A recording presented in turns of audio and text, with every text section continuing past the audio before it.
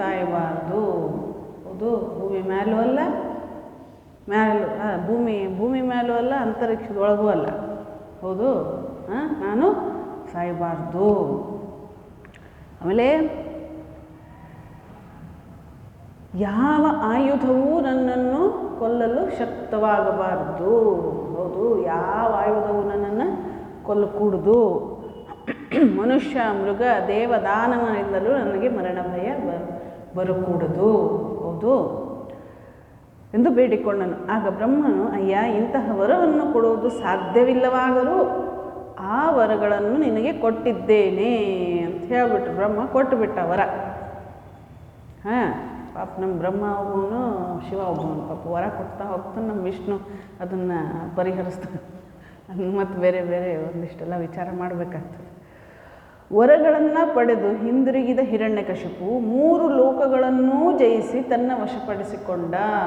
ಒಳ್ಳೆ ವರ ಪಡ್ಕೊಂಡ್ಬಿಟ್ಟ. ಹಗಲು ಅಲ್ಲ, ರಾತ್ರಿನೂ ಅಲ್ಲ, ಮನೆ ಒಳಗೂ ಅಲ್ಲ, ಮನೆ ಹೊರಗೂ ಅಲ್ಲ, ಮೇಲೂ ಅಲ್ಲ, ಕೆಳಗೂ ಅಲ್ಲ, ಮಾನವನೂ ಅಲ್ಲ, ಮೃಗವೂ ಅಲ್ಲ, ಯಾವ ಆಯುಧವೂ ಅಲ್ಲ, ದೇವನೂ ಅಲ್ಲ, ದಾನವನೂ ಅಲ್ಲ. ಹೌದು, ಯಾರಿಂದಲೂ ನನಗೇನೋ ಸಾವು ಬರಕೂಡದು. ನೋಡ್ರಿ, ಅವಾಗೆಲ್ಲ ರಾಕ್ಷಸರು ಎಷ್ಟು ಬುದ್ಧಿವಂತರಿದ್ರು ಅಲ್ಲ. ಅವರೇನು ಟ್ಯೂಷನ್ನಿಗೆ ಹೋಗಲಿಲ್ಲ, PhD ಮಾಡಲಿಲ್ಲ, ಏನೂ ಮಾಡಲಿಲ್ಲ ಅಲ್ಲ. ಕೇಳಿದ, 3 ಲೋಕಗಳನ್ನು ಜಯಿಸಿ ತನ್ನ ವಶಪಡಿಸ್ಕೊಂಡ. ಆಮೇಲೆ ಇದನ್ನೆಲ್ಲ ನೋಡಿದ್ವಿ ನಾವು. ಈ ಯಜ್ಞ ಯಾಗಾದಿಗಳನ್ನು ಮಾಡುವಂಥವರೆಲ್ಲ ನನ್ನನ್ನೇ ಆರಾಧಿಸಬೇಕು, ಹವಿಸ್ಸನ್ನು ವಿಷ್ಣುವಿಗೆ ಕೊಡಕೂಡದು, ಇಂದ್ರನಿಗೆ ಕೊಡಕೂಡದು, ಎಲ್ಲ ನನಗೆ ಕೊಡಬೇಕು, ನಾನೇ ದೇವರೀಗ ಅಂಥೇಳಿ. ಹೌದು, ಹೀಗೆಲ್ಲ ಆದ ತಕ್ಷಣವೇ ಹಿರಣ್ಯಕಶಿಪುವಿನ ಏಳಿಗೆಯು ಇಂದ್ರನೇ ಮೊದಲಾದ ಲೋಕಪಾಲಕರಿಗೆ ಏನಾಯಿತು, ನಿಲ್ಲಲು ನೆಲೆಯಿಲ್ಲದಂತೆ ಮಾಡ್ತು. ಅವರೆಲ್ಲರೂ ಅನನ್ಯಗತಿಕರಾಗಿ ವಿಷ್ಣುವನ್ನು ಮೊರೆ ಹೊಕ್ಕರು. ಈಗ ವಿಷ್ಣುವಿನ ಕಡೆ ಹೋದರು. ಏನಂತ ಹೇಳಿ, ಅಪ್ಪ ನೀನೇ ಗತಿ ನಮಗೆ, ಏನೋ ನೀನೇ ಗತಿ. ಯಾಕಂತ ಹೇಳಿದರೆ ದೇವನಿಂದನೂ ಅಲ್ಲ, ದಾನವನಿಂದನೂ ಅಲ್ಲ.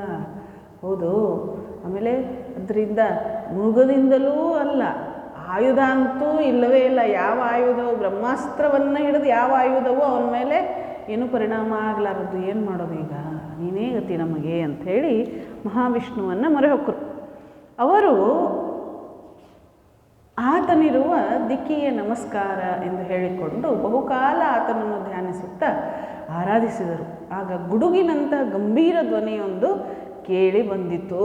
ಅದು ಹೇಳ್ತು ಧ್ವನಿ ಏನಂಥೇಳಿ, ದೇವತೆಗಳೇ ಹೆದರಬೇಡ್ರಿ, ನಿಮಗೆಲ್ಲ ಮಂಗಳವಾಗ್ತದೆ.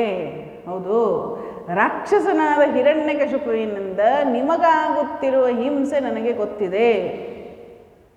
ಅವನು ವರ ಪಡ್ಕೊಂಡು ಬಿಟ್ಟ ಪುಣ್ಯಾತ್ಮ. ಹೌದು, ನಿಮಗೆಲ್ಲ ಎಷ್ಟು ಕಷ್ಟ ಆಗ್ತಾಯಿದೆ ಅಂಥೇಳಿ ನನಗೆ ಗೊತ್ತಾಗ್ತಾ ಇದೆ. ಈಗೇನಪ್ಪ ಅಂತಂದರೆ, ಚಿಂತೆ ಮಾಡಬೇಡ್ರಿ, ಹೆದರಬೇಡ್ರಿ, ರಾಕ್ಷಸನಾದ ಹಿರಣ್ಯಕಶಿಪುವಿನಿಂದ ನಿಮಗಾಗುತ್ತಿರೋ ಹಿಂಸೆ ನನಗೆ ಗೊತ್ತಿದೆ. ಅದನ್ನು ಬಹುಬೇಗ ನಾನು ನಿವಾರಿಸುತ್ತೇನೆ. ದೇವ ಬ್ರಾಹ್ಮಣರಲ್ಲಿ ದ್ವೇಷಿಯಾದವನು ಹೆಚ್ಚು ಕಾಲ ಉಳಿಯುವುದಿಲ್ಲ. ದೇವದಾನವರಲ್ಲಿ ದ್ವೇಷಿಯಾದವನು ಹೆಚ್ಚು ದೇವ ಬ್ರಾಹ್ಮಣರಲ್ಲಿ ದ್ವೇಷಿಯಾದವನು ಹೆಚ್ಚು ಕಾಲ ಅವನು ಉಳಿಯೋದಕ್ಕೆ ಸಾಧ್ಯ ಇಲ್ಲ.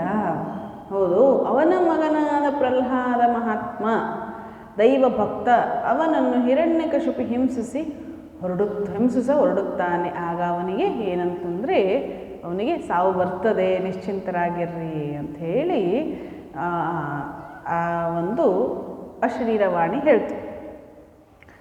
ಇಷ್ಟೆಲ್ಲ ಆದಮೇಲೆ ನಾವು ನೋಡಿದ್ವಿ, ಅವರೆಲ್ಲ ಇದಕ್ಕೆ ಹೋದರು, ಎಲ್ಲೇ ಗುರುಕುಲಕ್ಕೆ ಹೋದರು. ಗುರುಕುಲಕ್ಕೆ ಹೋದಂಥ ಸಂದರ್ಭದಲ್ಲಿ ನಾವು ನೋಡಿದ್ವಿ, ಅಲ್ಲೆಲ್ಲ ಹರ ಅಂತಂದರೆ ಇವನು ಹರಿನೇ ಅಂತ ಹೇಳ್ತಾ ಇದ್ದ. ಆಮೇಲೆ ಹಿರಣ್ಯಕಶಿಪುವಿನ ಹತ್ರ ಬಂದ, ಅವನು ಗುರುಗಳು ಹೇಳ್ತಾರೆ, ಇಲ್ಲ ಎಲ್ಲ ಕಲಿತು ಬಂದಿದ್ದಾನೆ, ಅವನಿಗೆ ಚಿಂತೆ ಇಲ್ಲ ಅಂಥೇಳಿ. ಆಮೇಲೆ ತೊಡೆ ಮೇಲೆ ಕುಂಡ್ರಿಸ್ಕೊಂಡು ಕೇಳ್ತಾನೆ ಹಿರಣ್ಯಕಶಿಪು, ಮಗು ಏನು ಕೇಳಿದೆ, ಏನು ಕಲಿತೆ ಅಂಥೇಳಿ. ಚಂಡಾಮರ್ಕರು ಅಂಥೇಳಿ ಆ ಪ್ರಹ್ಲಾದನ ವಿದ್ಯೆ ಗುರುಗಳು. ಕಡೆಗೆ ಆವಾಗ ಹೀಗೆ ಹೇಳುವಂಥ ಸಂದರ್ಭದಲ್ಲಿ ಇವರೆಲ್ಲೋ ಈ ಇಬ್ಬರು ಗುರುಗಳು ಒಂದು ಸರಿ ತೊಡೆ ಮೇಲೆ ಕೂರಿಸ್ಕೊಂಡು ಕೇಳಿದ ಹಿರಣ್ಯಕಶಿಪು, ಏನು ಕಲಿತೆ ಮಗು ಅಂತ ಹೇಳಿ. ಅವನು ಹೇಳಿದ, ಹರಿಭಕ್ತಿ ಅಂತಂದ. ಹರಿ ಅಂದ ತಕ್ಷಣನೇ ಇವನಿಗೆ ಏನಾಯಿತು, ಎಲ್ಲ ಮೈ ಎಲ್ಲ ಉರಿದು ಹೋಗ್ಬಿಡುತ್ತೆ. ಯಾಕಂದ್ರೆ ಹರಿಯನ್ನು ಕೊಲ್ಲೋದಕ್ಕೆ ಇವನು ವರವನ್ನು ಕೇಳಿದ್ದ ಅಲ್ಲ. ಅದಕ್ಕೆ ಏನಪ್ಪ ಅಂತಂದ್ರೆ ಇಡೀ ದೇಹ ಉರಿಯೋದಕ್ಕೆ ಪ್ರಾರಂಭ ಆಗ್ಬಿಡ್ತು ಇವನಿಗೆ. ಆಮೇಲೆ ಮತ್ತೆ ಪ್ರೀತಿಯಿಂದ ಕೇಳಿದ, ಹರ ಅನ್ನಪ್ಪ, ಹರಿಯಲ್ಲ, ಏನು ಹೇಳು, ಆ ಮಗು ಮತ್ತು ಹರಿನೇ ಅಂತದು. ಅಂದ ತಕ್ಷಣನೇ ಈ ಹರಿಭಕ್ತಿಯನ್ನು ಆ ಮಗು ಏನು ಮಾಡಿಬಿಡ್ತು, ಎಲ್ಲ ಅಲ್ಲಿದ್ದಂಥ ಗುರುಕುಲದ ಎಲ್ಲ ಮಕ್ಕಳಿಗೂ ಹೇಳೋದು ಪ್ರಾರಂಭ ಮಾಡಿಬಿಟ್ಟ. ಅವಾಗ ಒಬ್ಬರು ಕೇಳಿದ್ರಂತೆ, ಏನಪ್ಪ ಅಂತಂದರೆ, ನಿನಗೆ ಈ ಹರಿಭಕ್ತಿಯ ನೀನು ನಮ್ಮ ಜೊತೆಗೆ ಇರ್ತೀಯ, ಹೌದು, ನಿನಗೆ ನಾರದರು ಎಲ್ಲಿ ಸಿಕ್ಕರು, ನಿನಗೆ ಹರಿಭಕ್ತಿಯನ್ನು ಯಾರು ಹೇಳ್ಕೊಟ್ರು ಅಂತ ಕೇಳಿದ್ರು ಆ ಮಕ್ಕಳು. ಅವ್ನು ಹೇಳಿದ ನಾರದರು ಹೇಳ್ಕೊಟ್ರು. ಆ ನಾರದರು ಎಲ್ಲಿ ಸಿಕ್ಕರು ನಿನಗೆ, ನೀನಂತೂ ನಮ್ಮ ಜೊತೆಗೆ ಇರ್ತೀಯಪ್ಪ, ಆ ನಾರದರು ಎಲ್ಲಿ ಸಿಕ್ಕರು ನಿನಗೆ ಅಂತ ಕೇಳಿದರು. ಅದಕ್ಕೆ ಅವನು ಹೇಳಿದ, ಅವ್ರೇನು ನಿನಗೆ ಆ ಅರಮನೆ ಅಂತಃಪುರಕ್ಕೆ ಬಂದು ಬೋಧಿಸಿದ್ರೇನು ಅಂತ ಕೇಳಿದರು. ಅಂದ ತಕ್ಷಣವೇ ಅಂತ ಕೇಳಿದರು. ಅವರ ಸಂದೇಹ ನಿವಾರಣೆಗಾಗಿ ಪ್ರಹ್ಲಾದ ಹಿಂದಿನ ಕಥೆಯನ್ನು ಹೇಳಿದ. ಈ ಪ್ರಹ್ಲಾದ ಹಿಂದಿನ ಕಥೆಯನ್ನು ಹೇಳ್ತಾರೆ. ಅಯ್ಯ ಗೆಳೆಯರೇ, ಅದೊಂದು ಕಥೆ. ಹಿಂದೆ ನಮ್ಮ ತಂದೆ ತಪಸ್ಸಿಗಾಗಿ ಮಂದರ ಪರ್ವತಕ್ಕೆ ಹೋಗಿದ್ದ. ಯಾರೋ? ಹಿರಣ್ಯಕಶಿಪು. ಹೌದು. ಇದೇ ಸಮಯವೆಂದು ದೇವತೆಗಳು ನಮ್ಮ ದಾನವರ ಮೇಲೆ ದಂಡೆತ್ತಿ ಬಂದರು. ಈಗ ಹೆಂಗೂ ರಾಜ ಇಲ್ಲ, ಹೌದು, ಈಗ ಅವ್ರು ದಾನವರ ಮೇಲೆ ನಾವು ದಂಡೆತ್ತಿ ಹೋಗಿಬಿಟ್ರೆ ಈಗ ನಮ್ಗೆ ಜಯ ಸಿದ್ಧ, ಅದರಿಂದ ದಂಡೆತ್ತಿ ಬಂದುಬಿಟ್ರು. ಆಮೇಲೆ ನಮ್ಮ ದಾನವರ ಮೇಲೆ ದಂಡೆತ್ತಿ ಬಂದರು. ಎರಡೂ ಕಡೆಯವರೆಗೂ ಘೋರ ಯುದ್ಧವಾಯಿತು. ಯುದ್ಧ ಆಯ್ತು ಇಬ್ಬರು. ದಾನವರು ಸೋತು ದಿಕ್ಕಿಗೆ ಓಡಿ ಹೋದರು. ದಾನವರು ಏನಾಗ್ಬಿಡ್ತು, ದಾನವರು ಸೋತರು, ದಿಕ್ಕಿಗೆ ಓಡೋದಕ್ಕೆ ಪ್ರಾರಂಭ ಮಾಡಿದರು. ಗೆದ್ದ ದೇವತೆಗಳು ಅರಮನೆಯನ್ನೆಲ್ಲ ಸೂರೆ ಮಾಡಿದರು. ದೇವೇಂದ್ರ ನಮ್ಮ ತಾಯಿಯನ್ನು ಕೈಸರಿ ಹಿಡಿದುಕೊಂಡು ಎಳೆದೊಯ್ಯುತ್ತಿದ್ದ. ಏನು ಮಾಡಿದ, ಈ ಹಿರಣ್ಯಕಶಿಪುವಿನ ಪತ್ನಿಯನ್ನು ದೇವೇಂದ್ರ ಕೈ ಹಿಡಿದು ಎಳೆದುಕೊಂಡು ಹೋಗ್ತಾ ಇದ್ದ. ಆವಾಗ ಆಕೆ ಅಳುತ್ತಾ ಅವನ ಜೊತೆಯಲ್ಲಿ ಹೋಗುತ್ತಿರುವಾಗ ದಾರಿಯಲ್ಲಿ ನಾರದರು ಸಿಕ್ಕರು. ಆ ನಾರದರು ಎದುರಾದರು. ಅವರು, ಅಯ್ಯ ದೇವರಾಜ, ಇದೆಂತಹ ಅನ್ಯಾಯ, ಪರಸ್ತ್ರೀಯನ್ನು, ಅದರಲ್ಲಿಯೂ ನಿರಪರಾಧಿಯಾದ ಆ ಮಹಾಪತಿವ್ರತೆಯನ್ನು ಎಳೆದುಕೊಂಡು ಹೋಗುತ್ತಿರುವ ಎಲ್ಲ. ನಾರದರು ಹೇಳಿದರು, ಎಂಥ ಹೇಳಿ ಅಂದಿಲ್ಲ ಅವರಷ್ಟೇ, ಅಲ್ಲ ಎಂಥ ಹೇಳಿಯಪ್ಪ ನೀನು, ಎಂಥ ಒಬ್ಬ ಪರಸ್ತ್ರೀ, ಅವಳು ಪತಿವ್ರತೆ, ಅವಳನ್ನು ಯಾಕೆ ನೀನು ಹೇಳ್ಕೊಂಡು ಹೋಗ್ತಾ ಇದ್ದೀಯಾ ಅಂಥೇಳಿ. ಮೊದಲು ಈಕೆಯನ್ನು ಬಿಟ್ಟು ಬಿಡು ಎಂದರು. ದೇವೇಂದ್ರ ಹೇಳಿದ, ಸ್ವಾಮಿ, ಈಕೆ ವಿಚಾರದಲ್ಲಿ ನನಗೆ ಯಾವ ಕೆಟ್ಟ ಭಾವನೆಯೂ ಇಲ್ಲ. ಈಕೆ ಈಗ ಗರ್ಭಿಣಿ. ಈಕೆ ಹೊಟ್ಟೆಯಲ್ಲಿ ಹಿರಣ್ಯಕಶಿಪುವಿನ ಪೀಳಿಗೆ ಬೆಳೆಯುತ್ತಿದೆ. ಗರ್ಭಿಣಿ ಸ್ತ್ರೀ ಅವಳು, ಬೆಳೆಯುತ್ತಿದೆ. ಈಕೆಯನ್ನು ನಮ್ಮ ಮನೆಗೆ ಕರೆದೊಯ್ದು ಈಕೆ ಹೆತ್ತೊಡನೆಯೇ ಮಗುವನ್ನು ಕೊಂದು ಈಕೆಯನ್ನು ಬಿಟ್ಟು ಬಿಡುತ್ತೇನೆ. ಇವಳು ಯಾವಾಗ ಮಗುವನ್ನು ಹೆರ್ತಾಳೋ ಆ ಮಗುವನ್ನು ಕೊಂದು ಬಿಡುತ್ತೇನೆ ಅಂತಂದರೆ ಅಲ್ಲಿ ಹಿರಣ್ಯಕಶಿಪುವಿನ ವಂಶ ನಾಶ ಆಗ್ತದೆ, ಇವಳನ್ನು ಬಿಟ್ಟು ಬಿಡುತ್ತೇನೆ ಅಂತ ಹೇಳಿ. ಆಗ ನಾರದರು ಹೇಳ್ತಾರೆ, ಅಯ್ಯ, ಈಕೆ ಮಗ ಮಹಾಮಹಿಮ, ಹೌದು, ದೊಡ್ಡ ದೈವ ಭಕ್ತ, ಅವನನ್ನು ಕೊಲ್ಲುವುದು ನಿನಗೆ ಸಾಧ್ಯವಿಲ್ಲ, ಅವನನ್ನು ಕೊಲ್ಲುವುದಕ್ಕೆ ನಿನಗೆ ಸಾಧ್ಯ ಇಲ್ಲ. ಯಾಕಂತ ಹೇಳಿದರೆ ಅವನು ಒಬ್ಬ ಮಹಾ ದೈವ ಭಕ್ತ ಅವನು, ಅದರಿಂದ ಅವನನ್ನು ಕೊಲ್ಲೋದಕ್ಕೆ ನಿನಗೆ ಸಾಧ್ಯ ಇಲ್ಲ, ಯೋಗ್ಯವೂ ಅಲ್ಲ, ಸರಿಯಾದದ್ದೂ ಅಲ್ಲ. ಅದನ್ನು ಕೇಳಿದ ದೇವೇಂದ್ರ ನನ್ನ ತಾಯಿಗೆ ನಮಸ್ಕರಿಸಿ ಆಕೆಯನ್ನು ಬಿಟ್ಟು ಬಿಟ್ಟ. ಅದನ್ನ ಯಾವಾಗ ನಾರದರು ಹೇಳಿದರು ಅವಾಗ ಏನಾಯಿತು, ಅಲ್ಲಿಗೆ ದೇವೇಂದ್ರ ಕೈ ಬಿಟ್ಟು ಹೊರಟ ಅವನು. ಆಮೇಲೆ ಆಕೆಯನ್ನು ಇವರೇನು ಮಾಡಿದರು, ನಾರದರು ಆಕೆಯನ್ನು ತಮ್ಮ ಆಶ್ರಮಕ್ಕೆ ಕರೆದೊಯ್ದು ನಮ್ಮ ತಂದೆ ಹಿಂದಿರುಗುವವರೆಗೂ ಅಲ್ಲಿಯೇ ಇಟ್ಟುಕೊಂಡಿದ್ದರು. ತಂದೆ ಬರುವವರೆಗೂ, ಹಿರಣ್ಯಕಶಿಪು ಬರುವವರೆಗೂ ನಾರದರ ಆಶ್ರಮದಲ್ಲೇ ಹಿರಣ್ಯಕಶಿಪುವಿನ ಆ ಒಬ್ಬ ಪತ್ನಿ ಇದ್ಲು. ಆ ಸಮಯದಲ್ಲಿ ಅವರು ನಮ್ಮ ತಾಯಿಗೆ ಬೋಧಿಸಿದ ಭಾಗವತ ಧರ್ಮವನ್ನು ಗರ್ಭದಲ್ಲಿದ್ದ ನಾನು ಅರಿತುಕೊಂಡೆ. ಏನಾಯ್ತು, ಆ ಟೈಮಿಗೆ ಭಾಗವತವನ್ನು ಹೇಳಿದ್ರು ನಾರದರು. ಆ ಭಾಗವತವನ್ನು ಆ ಮಗು, ಗರ್ಭದಲ್ಲಿದ್ದಂತಹ ಮಗು ಕೇಳಿಸ್ಕೊಳ್ತು. ಗರ್ಭ ಸಂಸ್ಕಾರ ನೋಡ್ರಿ ಹೀಗೆಲ್ಲ ಮಾಡರ್ನೈಸ್ ಮಾಡಿಬಿಟ್ಟಿದ್ದಾರೆ ಅದನ್ನೆಲ್ಲ. ಅಲ್ಲ ಹಂಗೆ ಮಾಡಿದ್ರೆ ಹಿಂಗಾಗ್ತದೆ, ಹಿಂಗೆ ಮಾಡಿದ್ರೆ ಹಂಗಾಗ್ತದೆ. ನಮ್ಮ ಭಾರತದಲ್ಲಿ ಅವಾಗಲೇ ಇತ್ತದು, ಆವಾಗಿನ ಕಾಲಕ್ಕೆ ಇತ್ತದು ಗರ್ಭ ಸಂಸ್ಕಾರ. ಹೌದೋ ಇಲ್ವೋ? ಆ ಗರ್ಭ ಸಂಸ್ಕಾರ, ಆ ಗರ್ಭದಲ್ಲಿರುವಂಥ ಮಗು ಭಾಗವತವನ್ನು ಕೇಳ್ತಂತೆ. ಅದರಿಂದ ಆ ಕಾಲಕ್ರಮದಲ್ಲಿ ಅದೇನಾಯಿತು, ಭಾಗವತದ ಗರ್ಭದಲ್ಲಿದ್ದ ನಾನು ಅರಿತುಕೊಂಡೆ. ನಮ್ಮ ತಾಯಿ ಕಾಲಕ್ರಮದಲ್ಲಿ ಅದನ್ನು ಮರೆತಳು. ಅವಳಿಗೆ ಮರೆತು ಬಿಟ್ಲು ಅವಳು, ಯಾಕಂದರೆ ದಾನವರ ಒಂದು ವಂಶದಲ್ಲಿದ್ದವಳು ಅವಳು. ಭಾಗವತ ಆ ಟೈಮಿಗಷ್ಟೇ. ಆದರೆ ಈ ಮಗುವಿಗೆ ವಿಶೇಷವಾದ ಒಂದು ದೈವಭಕ್ತಿ ಇತ್ತು ಈ ಮಗುವಿಗೆ. ಹರಿಭಕ್ತ ಪ್ರಹ್ಲಾದ. ಅದರಿಂದ ಏನಾಯಿತು, ಆ ಸಂಸ್ಕಾರ ಮೊದಲಿಗೆ ಇತ್ತು, ಅದರಲ್ಲಿ ಭಾಗವತವನ್ನು ಕೇಳಿಬಿಟ್ಟು ಅದು ಪರಿಪೂರ್ಣ ಆಗೋಗ್ಬಿಡ್ತು.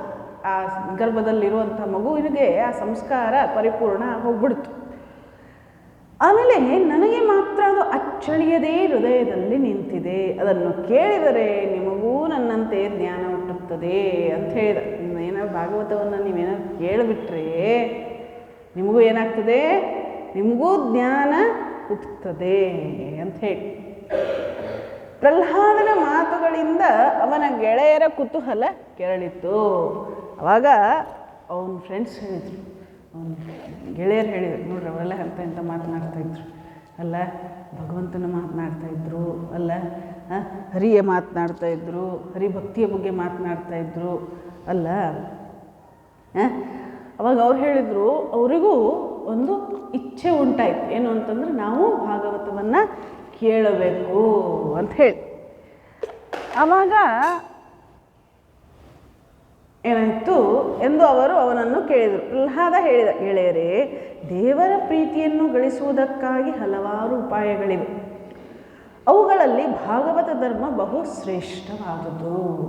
ಅನೇಕ ಉಪಾಯಗಳಿವೆ ಭಗವಂತನ ಪ್ರೀತಿಯನ್ನು ಗಳಿಸೋದಕ್ಕೆ.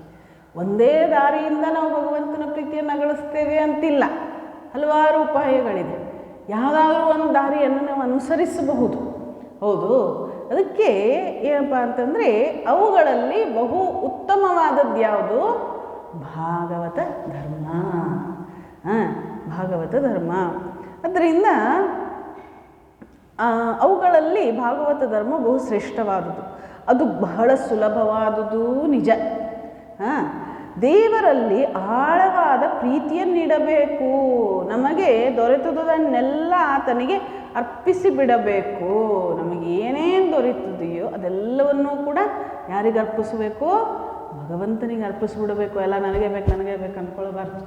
ನಮಗೆ ಸಿಕ್ಕಿದ್ದೆಲ್ಲ ಅದು ಭಗವಂತನಿಗಾಗಿ. ಅರ್ಥ ಆಯಿತು? ಅದಕ್ಕೆ ಹೇಳ್ತಾರೆ, ಇದಂ ಶರೀರಂ ಪರೋಪಕಾರಾರ್ಥಂ ಅಂತ ಹೇಳ್ತಾರೆ. ಏನಂತ ಹೇಳ್ತಾರೆ? ಇದಂ ಶರೀರಂ ಪರೋಪಕಾರಾರ್ಥಂ ಅಂತಂದರೆ ಈ ಶರೀರ ಅನ್ನುವಂಥದ್ದು ಇನ್ನೊಬ್ಬರಿಗೋಸ್ಕರ, ನಮಗೋಸ್ಕರ ಅಲ್ಲ. ಅರ್ಥ ಆಯಿತು? ಬರೀ ಬಣ್ಣ ಬಡ್ಕೊಳ್ಳೋದಕ್ಕೆ, ಬರೀ ಮೇಕಪ್ ಮಾಡ್ಕೊಳ್ಳೋದಕ್ಕಲ್ಲ ಈ ಶರೀರ. ಎದಕ್ಕಿದು?